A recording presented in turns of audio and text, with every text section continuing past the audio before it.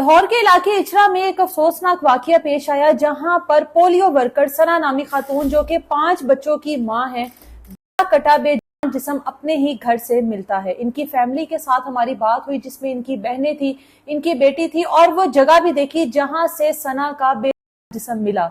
सना जो कि 5 बच्चों की मां है, 3 बेटे हैं, 2 बेटियां हैं, जवान बच्चे हैं, और उसके बावजूद सना के साथ ऐसा सलूक, एक ही घर में बच्चे, उसी घर में सना को इतनी बेदर्दी के साथ दिया गया, ना किसी को मोहल्ले में पता लगा, ना ही बच्चों को पता लगा। इस केस ने बहुत सारे सवाल पैदा कर दिए। लेकिन जब कल हम इनकी फैमिली के पास गए, उस मोहल्ले में गए, वो लोग क्या क्या बातें करते हैं, आखिरकार सना का कसूर क्या था। यहाँ पर एक बात मैं बताती चलूं कि सना के बाकिरदार होने की गवाही वो पूरा मोहल्ला देता है। मोहल्ले की एक एक खातून ने आगे बढ़ के कहा कि वो किरदार की बुरी खातून नहीं थी।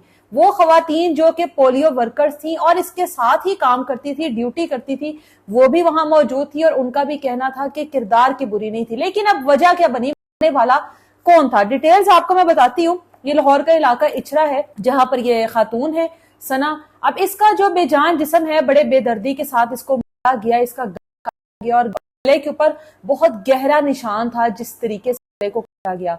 सुबह के वक्त इसकी बेटी तकरीबन 8 बजे तमाम रिश्तेदारों को इतला देती है कि मेरी माँ घर के सहन में मौजूद है, और वहां पर मेरी माँ का बेजान जिस्म इस तरह से पड़ा हुआ है। अब वो पूरा जो कमरा था, जिस कमरे से घसीटते हुए सना को बाहर लेकर आए, वो पूरा कमरा से लथपथ था। अब सना जो है अपने आप को बचाने की हर मुमकिन कोशिश करती रही, क्योंकि मैं उस कमरे तक गई हूं जहां से सना को घसीटा गया, जहां पर सना को मारा गया, जहां पर सना के गले को काटा गया। वो बेड टूट चुका है, वो टेबल टूट चुकी है, पूरे कमरे में उनके छींटे थे।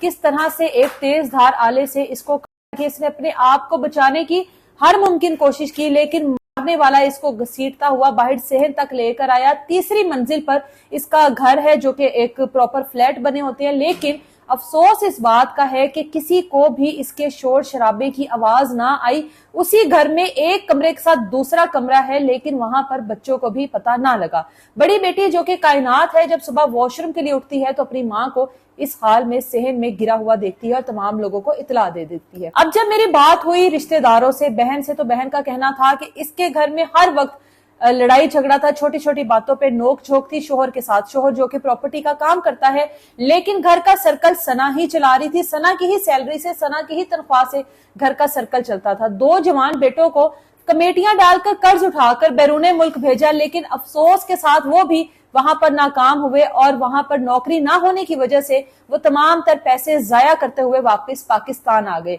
अब एक ऐसी खातून थी उनके मोहल्ले में जिनका इनके घर में आना जाना था, जिनके घर में सना का आना जाना था। उस खातून से मेरी बात हुई तो उसका कहना था कि अपने शोहर से खुला लेना चाहती थी, और ये चाहती थी कि अपने बड़े दोनों बेटे और शोहर को घर से निकाल दिया जाए। ये घर गिरवी लिया गया था, और ये अपनी 2 बेटियों और एक छोटे बेटे के साथ रहना चाहती थी। अब बेटी के साथ जब बात हुई तो बेटी का कहना था कि अब्बा जो हैं वो 2 से 3 दिन गुजर गए, अब्बा घर नहीं आए। लेकिन मोहल्लेदार कहते हैं कि जो खामन है वो सुबह के 6 बजे घर से निकले और उसके बाद अब तक वापस ना आए। सना की आखिरी रसूमात में सना के जनाजे के वक्त भी उसका अपना शोहर मौजूद नहीं था। जब पुलिस को इतला दी गई, पूरे मोहल्ले में ये बात फैल गई कि इस तरह से सना का जिस्म उसके अपने घर से मिला, तो पुलिस की भारी नफरी वहां पर आई।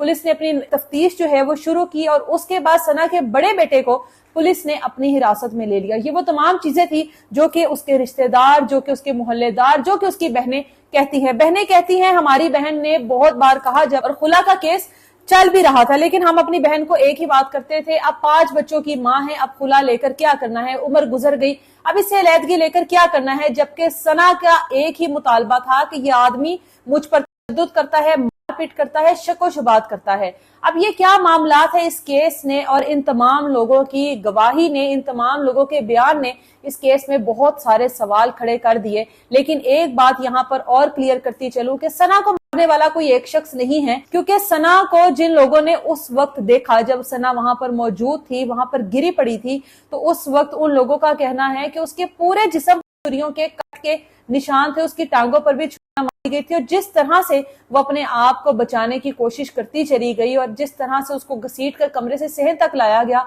ये किसी एक शख्स का काम नहीं है। पुलिस ने सना के बेटे को हिरासत में क्यों लिया, بچے کیوں کوئی بات نہیں کر رہے؟ بچوں کو کس نے خاموش رہنے کے لیے کہا؟ شوہر کہاں فرار ہے؟